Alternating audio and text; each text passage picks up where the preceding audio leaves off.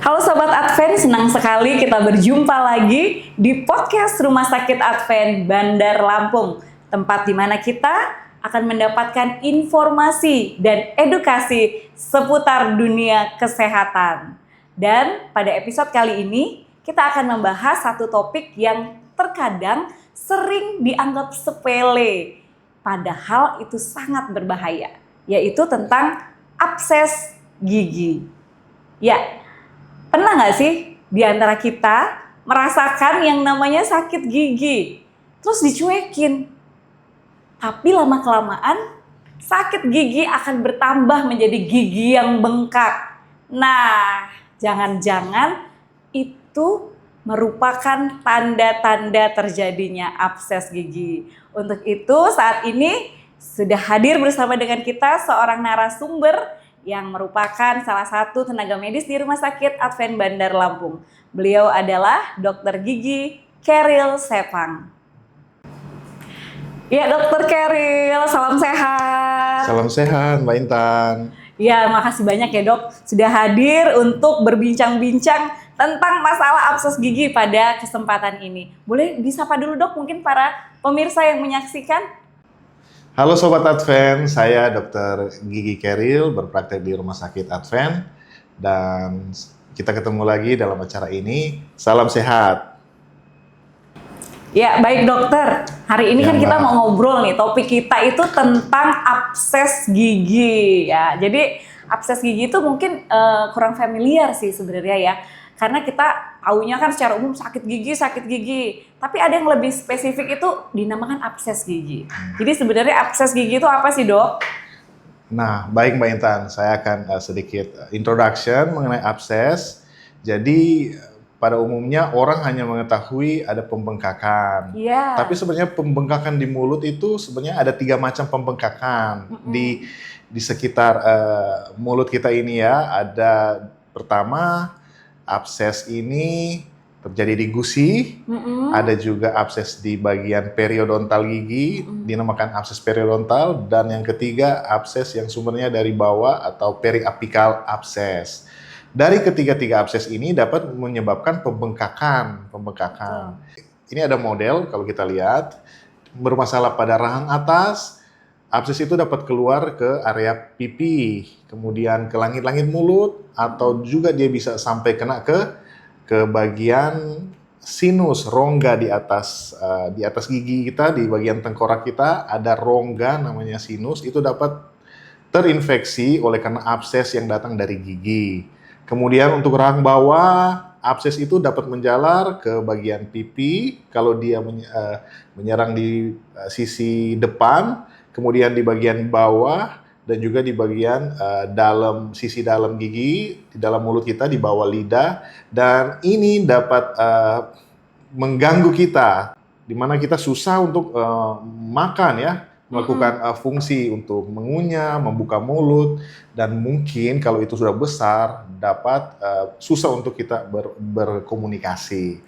Itu sedikit mengenai abses. Jadi secara sederhana nih dok, yang namanya abses itu bengkak berarti ya dok, tanda dan gejalanya. Abses itu adalah nanah yang terbentuk, dan akhirnya dari nanah infeksi ini dia dapat keluar di arah-arah yang tadi yang telah saya sampaikan, yang akhirnya pasien itu sering, dok, ini saya sakit gigi, sudah bengkak nih di pipi kanan, atau di pipi kiri, atau di bawah mata.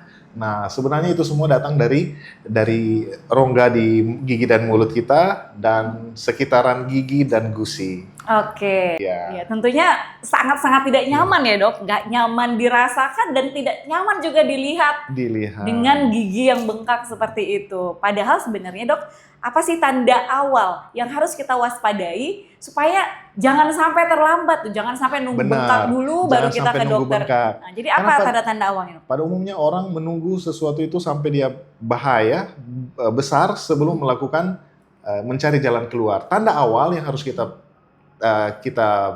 ketahui, yang pertama kita harus kalau kita sikat gigi, kita harus kalau bisa ada di depan cermin. Supaya kita bisa melihat kondisi-kondisi gigi itu. Ketika dia ada benjolan di gusi, oh ternyata ini gigi sudah ada tanda-tanda abses.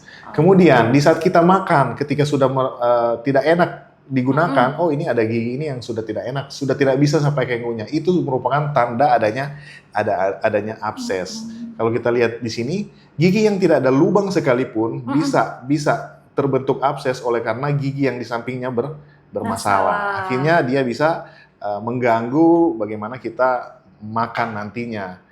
Lebih baik langsung secepatnya cari waktu untuk berkunjung ke dokter gigi, berkonsultasi sama dokter gigi. Justru yang lebih baik lagi memang mencegah daripada mengobati dan melakukan pemeriksaan gigi secara rutin ya dok. Ada atau tidak adanya keluhan. Benar. Setiap 6 bulan sekali dok.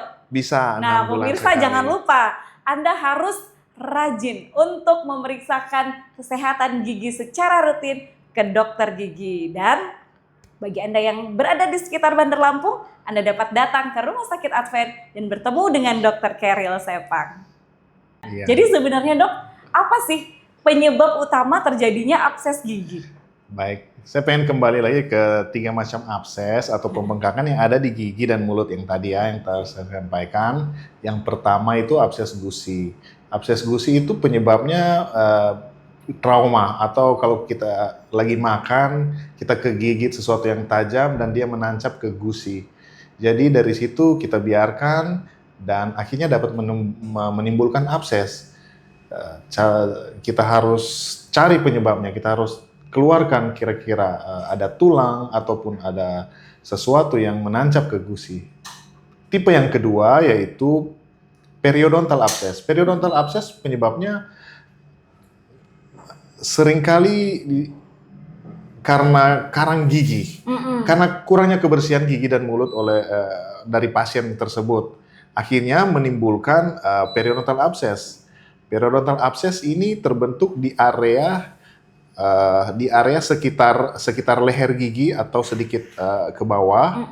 Kalau bisa kita lihat di area leher gigi sedikit turun, di area leher gigi itu merupakan area periodontal, area gusi, pendukung jaringan pendukung gigi. Di sana ada ligamen, di sana ada tulang alveolar yang akhirnya karena karang gigi yang mungkin tidak kita bersihkan atau kebersihan mulut kurang, tidak menggosok gigi dan tidak menggunakan obat kumur, akhirnya kotoran yang ada dari atas ini yang tidak disikat dia turun dan masuk ke celah-celah atau di ligamen antara gigi dan gusi.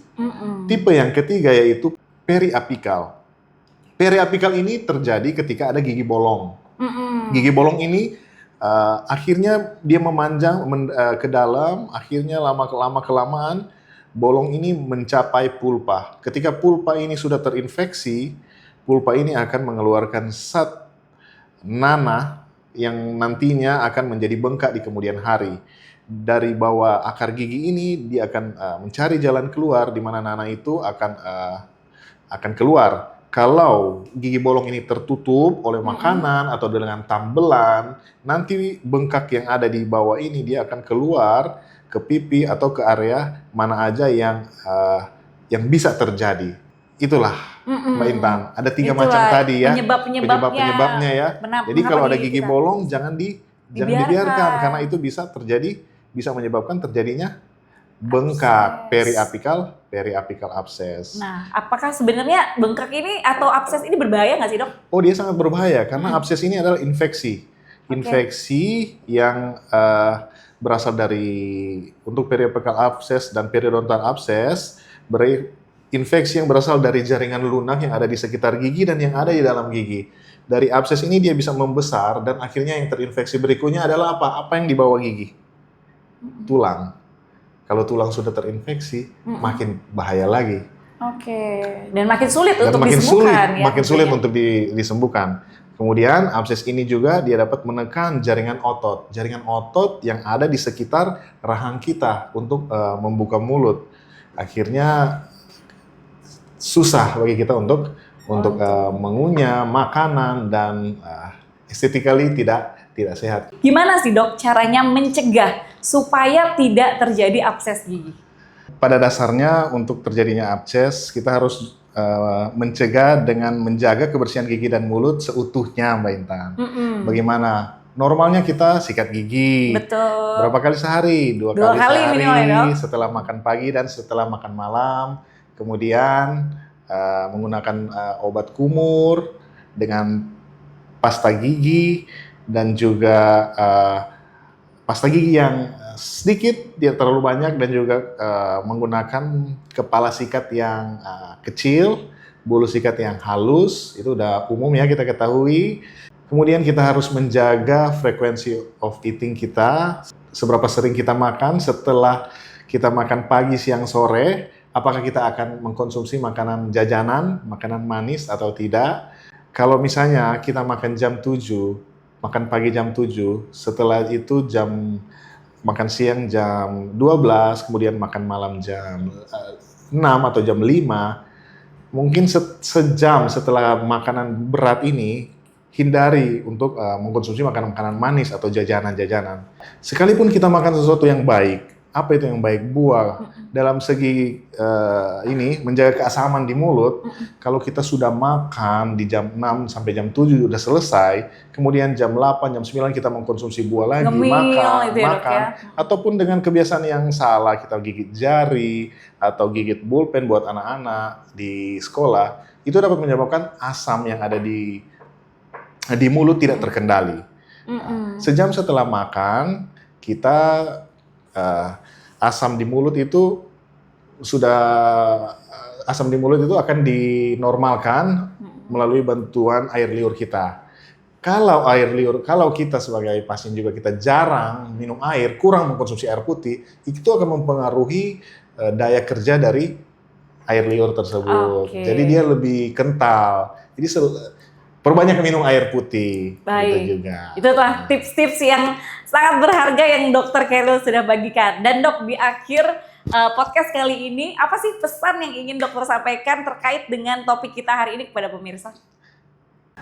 Ya, untuk bagian terakhir ini pesan saya, kunjungi dokter gigi Anda minimal 3-6 bulan sekali untuk berkonsultasi kira-kira ada kebiasaan yang buruk yang mungkin terjadi, atau ada obat-obatan yang atau pasta gigi ada yang tidak cocok, kemudian ada tips-tips lain dari dokter gigi untuk membantu Anda dalam mencapai pola hidup yang lebih baik lagi, gigi semakin sehat, senyum semakin cemerlang, dan percaya diri semakin tinggi.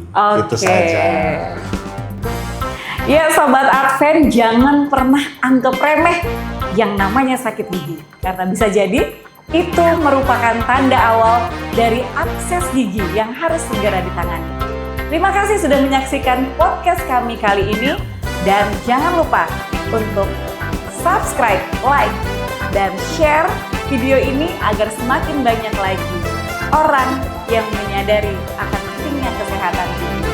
Sampai jumpa kembali di episode selanjutnya dan salam sehat.